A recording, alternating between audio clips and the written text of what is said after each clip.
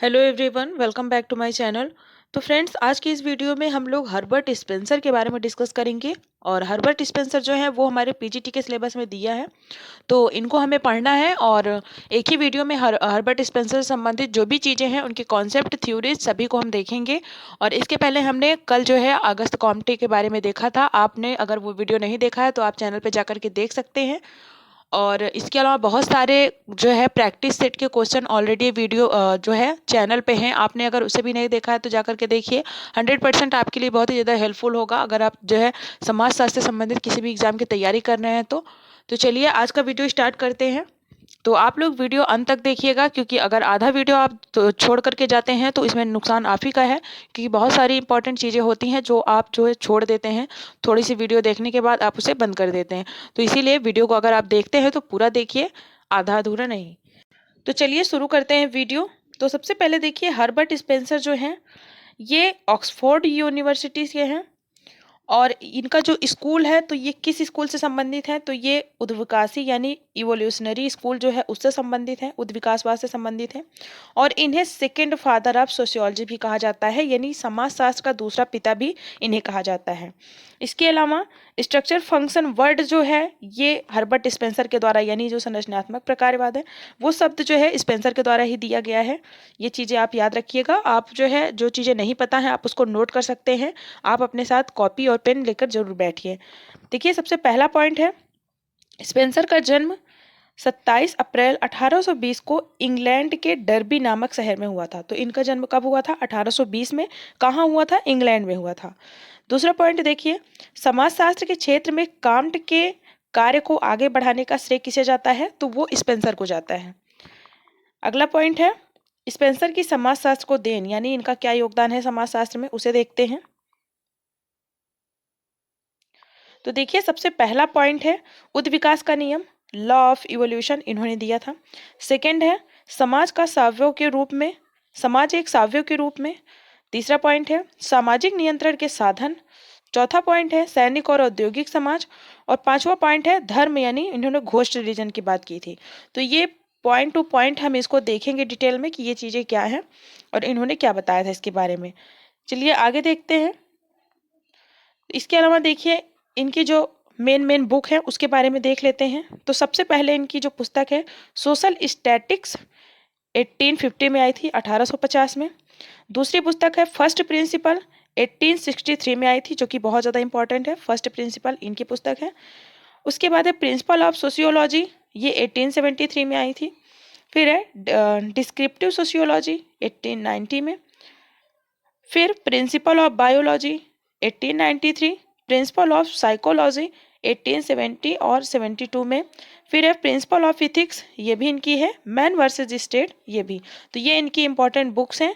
और इसमें जो इम्पोर्टेंट है वो है social static, first principle, principle of sociology, ये सारी चीज़ें इंपॉर्टेंट है। आगे देखते हैं अगला पॉइंट। तो देखिए, अगला पॉइंट है स्पेंसर ने सामाजिक संरचना की तुलना मानव शरीर रचना से की है और इसे जो है प्रकारवाद कहा। और इसी को इन्होंने क्या कहा? प्रकारवाद कहा। यानी इन्होंने जो सामाजिक संरचना की तुलना की है वो मनुष्य के शरीर से की है। और जिस तरीके से मनुष्य के शरीर में जो पार्ट होते हैं वो फंक्शन करते हैं, यानी कार्य करते हैं, तो इसी तरीके से उन्होंने बताया कि जो सामाजिक संरचना है उसकी भी जो इकाइयां हैं वो भी कहीं ना कहीं प्रकार उनका जो है होता है, यानी जो वो फंक्शन करते हैं उसी को इन्होंने प्रकारवाद कहा था। आगे देखते हैं। तो देखिए, अगला पॉइंट है स्पेंसर को प्रकारवाद का जनक कहा जाता है। फंक्शनलिज्म, प्रकारवाद को जनक इनको कहा जाता है, क्योंकि इन्होंने जो है तुलना किया था समाज और मनुष्य के शरीर का। अगला देखिए, उद्विकास का नियम क्या है। तो इन्होंने जो उद्विकास का नियम दिया है वो क्या है, चलिए देखते हैं। तो देखिए, सबसे पहला पॉइंट है चार्ल्स डार्विन की पुस्तक ओरिजिन ऑफ स्पीसीज, या जो आई थी 1859 में। इसमें इन्होंने प्रस्तुत प्राणी शास्त्रीय उद्विकासी सिद्धांत से, बायोलॉजिकल इवोल्यूशन से प्रभावित होकर के स्पेंसर ने फर्स्ट प्रिंसिपल नामक पुस्तक में सामाजिक उद्विकास के सिद्धांत को प्रस्तुत किया है। तो इन्होंने जो सामाजिक उद्विकास का अपना सिद्धांत प्रस्तुत किया है तो वो चार्ल्स डार्विन की एक पुस्तक थी, ओरिजिन ऑफ स्पीसीज। तो ये चार्ल्स डार्विन से प्रभावित होकर के ही इन्होंने अपना उद्विकासी सिद्धांत दिया है समाजशास्त्र के क्षेत्र में। इस पॉइंट में यही कहा गया है। अगला पॉइंट देखते हैं। देखिए, वीडियो थोड़ा लंबा हो सकता है, आप लोग वीडियो पूरा देखिए, क्योंकि एक ही वीडियो में एक थिंकर की जितनी भी चीज़ें हैं उसको जो है एक्सप्लेन करना थोड़ा मुश्किल है, लेकिन हम देखेंगे और अगर कोई चीज़ें छूट जाती हैं तो उसे आप कमेंट बॉक्स में ज़रूर बताइएगा। अगला पॉइंट है, देखिए, स्पेंसर के अनुसार संसार जो है वो पदार्थ और व्यक्ति की योग से बना है और ये दोनों अपने अपने अस्तित्व के लिए एक दूसरे पर आश्रित है। अगला पॉइंट, स्पेंसर का उद्विकास का सिद्धांत 3 मान्यताओं पर आधारित है। पहली मान्यता देखिए, अब इन्होंने बताया है, शक्ति शाश्वत और गतिमान है, केवल स्वरूप में परिवर्तन होता है। दूसरा इन्होंने बताया, पदार्थ का विनाश नहीं होता, केवल उसका रूप में परिवर्तन होता है, जैसे कोयला जलकर राख बन जाता है। तीसरा पॉइंट इन्होंने बताया, प्रत्येक चीज में एक गति होती है। तो ये इस तरीके का इन्होंने अपने सिद्धांत में 3 चीजें बताई हुई थी कि इस तरीके से उद्विकास होता है। अगला पॉइंट देखिए आगे, स्पेंसर के अनुसार संसार की प्रत्येक वस्तु जैव या अजैव का उद्विकास होता है और यह एक निरंतर प्रक्रिया के रूप में चलता रहता है। तो देखिए, ये सारी चीजें डिटेल में लिखी हुई हैं, आप इसे सिर्फ सुनिए, बाकी जो इंपॉर्टेंट चीजें होंगी वो आपको बता देंगे। अगला पॉइंट है, उद्विकास को परिभाषित करते हुए स्पेंसर लिखते हैं कि उद्विकास पदार्थ का समन्वय तथा उससे संबंधित गति है, जिसके दौरान पदार्थ एक अनिश्चित असंबंध समानता जैसे भ्रूण से निश्चित संबंध भिन्नता में बदल जाता है। तो इन्होंने उद्विकास की जो परिभाषा दी है तो उसमें इन्होंने बताया है कि जो उद्विकास होता है उसका, जैसे कोई छोटा शिशु होता है, भ्रूण होता है, और जैसे जैसे वो मतलब बढ़ता जाता है तो वो चीज़ें जटिल होती जाती हैं। उसी तरीके से इन्होंने बताया था कि अनिश्चित असंबंध समानता से वो निश्चित संबंध की दिशा में भी इसी तरीके से समाज भी बढ़ता है। आगे देखिए, उद्विकास एक रेखीय होता है, ये इनका कहना था। उद्विकास एक रेखीय होता है और सदैव सजातीयता से विजातीयता की ओर होता है। अगला पॉइंट है, जिस प्रकार मनुष्य का जन्म होता है, किशोरावस्था आती है, प्रौढ़ावस्था आती है और वृद्धावस्था आती है, इसी तरह विकास की गति चलती रहती है और यही नियम समाज पर भी लागू होता है, अर्थात समाज का भी उद्विकास इसी क्रम में होता है। तो इन्होंने जो तुलना की थी उसमें इन्होंने बताया है कि जिस तरीके से व्यक्ति का विकास होता है उसी तरीके से समाज का भी विकास होता है। आगे देखिए, साव्ययी सिद्धांत जो इन्होंने बताया था, समाज और शरीर रचना में इन्होंने समानता बताया था। इनका जो साव्ययी सिद्धांत है उसमें इन्होंने क्या बताया था, शरीर रचना और समाज में समानता बताई थी। तो कौन कौन सी समानता है उसको देखते हैं। तो देखिए, सबसे पहला पॉइंट है, स्पेंसर ने समाज की तुलना जैविकी शरीर से की है। आपके अनुसार समाज भी अनिश्चित असंबंध समानता से निश्चित संबंध भिन्नता में बदलता है। आपकी इस तुलना के बिंदु इस प्रकार हैं। तो इन्होंने जो तुलना की है तो इसके कुछ बिंदु बताए हैं, कौन कौन से हैं। तो देखिए, पहला है, जिस प्रकार शिशु जन्म लेता है, किशोर होता है, वयस्क होता है, उसी प्रकार कबीले गांव में, गांव कस्बों में, कस्बे शहरों में और शहर महानगरों में बदल जाते हैं, अर्थात दोनों के आकार में वृद्धि होती है। यानी कोई भी शहर सबसे पहले शहर ही नहीं होता है, सबसे पहले छोटा सा कबीला होता है या समूह होता है, फिर गांव में बदलता है, फिर गांव जो है वो कस्बों में बदलते हैं, कस्बे शहरों में। तो इसी तरीके से इन्होंने बताया था कि उद्विकास होता है। आगे आगे देखिए, अगला पॉइंट है, बच्चा शुरू में जन्म से पूर्व एक मांस के लोथड़े के समान होता है। उसके विभिन्न अंग सरल व अस्पष्ट होते हैं। धीरे धीरे उसके अंग स्पष्ट हो जाते हैं व जटिल होते जाते हैं। इसी प्रकार आदिवासी यानी जो आदिम समाज है वो सरल प्रकृति का होता है। जैसे जैसे वह शहरी समाज में बदलता जाता है, जटिलता बढ़ती जाती है। तो कुल मिलाकर के इन्होंने जो समाज का विकास बताया था तो उसी के इन्होंने जो है इतने एग्जाम्पल दिए हैं। आगे देखिए, इसी प्रकार समाज तथा शरीर के बीच 8 आधारभूत समानताओं का उल्लेख स्पेंसर ने किया था। तो पहला इन्होंने बताया था, दोनों का उद्विकास धीरे धीरे होता है। दूसरा इन्होंने बताया, आकार में वृद्धि सरल से जटिल की ओर होती है। तीसरा इन्होंने बताया, दोनों की संरचना तथा प्रकारों में समय के साथ जटिलता आती है। चौथा इन्होंने बताया, दोनों में विभिन्न अंगों में अंतर संबंध व अंतर निर्भरता बढ़ती जाती है। यानी कोई एक अंग अकेले कार्य नहीं कर सकता है, अंतर निर्भर होते हैं एक दूसरे पर। आगे देखिए, अगला पॉइंट है, दोनों में ही अपने अस्तित्व को बनाए रखने के लिए संचार एवं वितरण व्यवस्था होती है। फिर है, शरीर में मस्तिष्क द्वारा विभिन्न अंगों पर नियंत्रण रखा जाता है, जबकि समाज में सरकार द्वारा जो है मस्तिष्क का कार्य सरकार करती है। यानी शरीर पे क्या होता है, मस्तिष्क नियंत्रण रखती है, और समाज में क्या होता है, सरकार नियंत्रण रखती है, कानून नियंत्रण रखता है। अगला पॉइंट है, शरीर विभिन्न कोष्ठों से मिलकर बनता है, समाज जो है वो व्यक्तियों से मिलकर बनता है। और आगे इन्होंने बताया कि शरीर के अंगों के पृथक हो जाने पर शरीर का तथा समाज के अंगों के पृथक हो जाने पर समाज का अस्तित्व समाप्त हो जाता है। तो कुल मिलाकर के इन्होंने शरीर से समाज की तुलना की थी, और उसी के लिए इन्होंने इतने बिंदु बताए थे। अगला पॉइंट देखिए, समाज तथा शरीर दोनों में अंतर भी बताया था इन्होंने। तो देखिए कौन कौन सा अंतर है। तो पहला है, शरीर प्राकृतिक नियम के अनुसार निश्चित गति से विकसित होती है, जबकि समाज का निश्चित गति नहीं होता है। फिर अगला पॉइंट है, शरीर का निर्माण कोशिकाओं से होता है, जो उसमें पूरी तरह घुल मिल जाती है। इसका जो पृथक अस्तित्व नहीं रह जाता है, और यह नियम समाज पर लागू नहीं होती है। यानी समाज में लोग अलग भी हो जाते हैं, तब भी कहीं ना कहीं उनका अपना एक अस्तित्व होता है। अगला पॉइंट है, शरीर की चेतन शक्ति का केंद्र मस्तिष्क होता है, जबकि समाज के प्रत्येक अंग की पृथक चेतना होती है। फिर है, सरलता से जटिलता के नियम के आधार पर ही स्पेंसर ने समाज के 4 प्रकारों का उल्लेख किया है।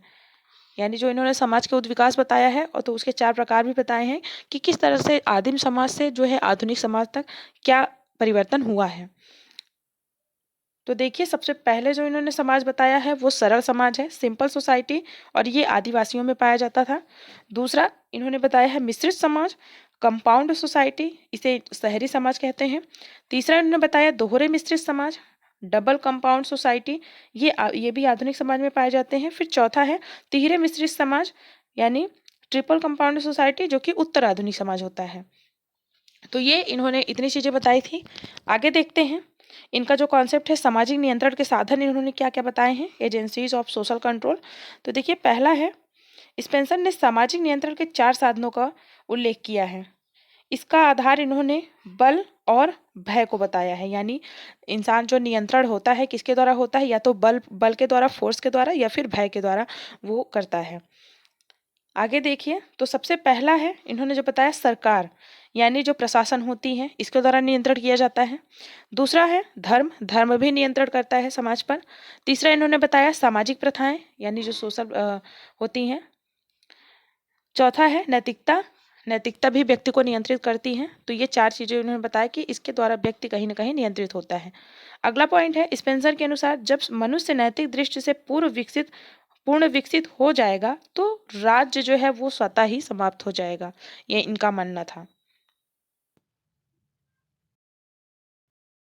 आगे देखिए, आगे पॉइंट देखते हैं। तो इन्होंने जो 2 प्रकार के समाजों की बात की थी, सैनिक समाज और औद्योगिक समाज, यानी मिलिटेंट और इंडस्ट्रियल सोसाइटी, उसको देखते हैं। तो देखिए सबसे पहला पॉइंट है, स्पेंसर के अनुसार सबसे पहले समाज एक अभिन्न व असीमित खानाबदोशी झुंड के रूप में रहता था।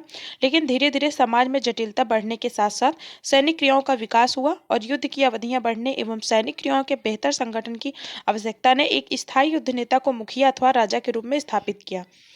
आगे देखिए अगला पॉइंट, युद्ध नेता अथवा मुखिया की मृत्यु के पश्चात दूसरे नेता के चुनाव की समस्या ने वंशानुगत नेतृत्व के सिद्धांत को विकसित किया।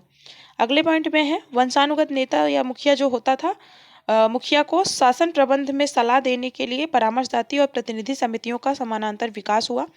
और फिर है सैनिक क्रियाओं के विकास के फलस्वरूप छोटे छोटे खानाबदोश झुंडों ने मिल करके एक बड़े समूह का निर्माण किया, और विभिन्न समुदायों में जो है विभक्त व्यक्तियों का एकीकरण हुआ। आगे देखिए, समाज के विकास के साथ साथ समाज में विभेदीकरण की प्रक्रिया प्रारंभ हुई। फलस्वरूप धनी शासकों, स्वाधीन लोगों, भूमिदासों और दास वर्गों का उदय हुआ। फिर है राजनीतिक विकासवाद की प्रक्रिया ने सैनिक राज्य से औद्योगिक राज्य में रूपांतरित हुआ। और स्पेंसर के अनुसार सैनिक समाज की अपेक्षा औद्योगिक समाज अधिक अच्छा है, क्योंकि इसके अंतर्गत मनुष्य की नैतिक विकासों का अवसर प्राप्त होता है। फिर आगे है, स्पेंसर का मानना है कि उद्योगवाद के साधनों को मानव चरित्र के नैतिक आधार पर पूर्ण विकसित करने की दिशा में लागू किया जा सकता है, जिससे मानव चरित्र में सामाजिकता के गुण विकसित हो जाएंगे। इसके परिणाम स्वरूप मनुष्य पर बाह्य पर नियंत्रण जो है वो उसकी आवश्यकता नहीं होगी, बाह्य नियंत्रण की, और यही समाज की आदर्श व्यवस्था होगी, जिसे स्पेंसर ने औद्योगिक समाज कहा था। आगे देखिए कुछ इंपॉर्टेंट फैक्ट हैं। तो इतना जो भी अभी इतनी लंबी कहानी इसमें बहुत ज़्यादा डिटेल में नोट्स मैंने बहुत पहले बनाया था, तो आपको इतना डिटेल में नहीं पढ़ना है, आपको सिर्फ मेन चीज़ें नोट करनी है। और इसके अलावा सिर्फ ये कुछ इंपॉर्टेंट चीज़ें हैं, लास्ट में इसे देख लेते हैं। तो देखिए, स्पेंसर सामाजिक परिवर्तन के एक रेखीय सिद्धांत के समर्थक हैं, ये इंपॉर्टेंट है। फिर है, स्पेंसर ने सर्वप्रथम सामाजिक संरचना शब्द का प्रयोग किया था अपनी पुस्तक प्रिंसिपल ऑफ सोशियोलॉजी में, इसको आप नोट कर लीजिएगा। फिर है, संस्था शब्द का सर्वप्रथम प्रयोग स्पेंसर ने अपनी फर्स्ट प्रिंसिपल बुक में किया था, संस्था शब्द का। फिर है, स्पेंसर को प्रकारवाद का जनक भी माना जाता है, तो ये भी आप ध्यान रखिएगा।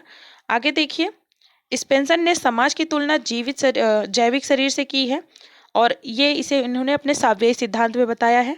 फिर अगला पॉइंट है, स्पेंसर के उद्विकासी सिद्धांत जो है वो चार्ल्स डार्विन के जैविकी उद्विकास से मिलता जुलता है, इसीलिए इसे सामाजिक डार्विनवाद के नाम से भी जाना जाता है। तथा स्पेंसर को डार्विन का बुलडॉग कहा जाता है, तो डार्विन का बुलडॉग स्पेंसर कहा जाता है, ये भी याद रखिएगा। और इनके सिद्धांत को सामाजिक डार्विनवाद भी कहा जाता है, क्योंकि ये डार्विन से प्रभावित थे। तो ये स्पेंसर से संबंधित जो भी चीज़ें थी उसे हमने जो है देखा है, और कोई चीज़ें अगर छूट गई हैं तो उसे आप जो है कमेंट बॉक्स में ज़रूर बताइएगा।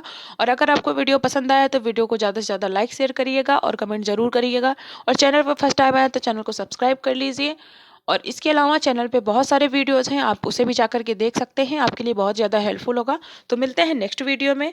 Thank you so much.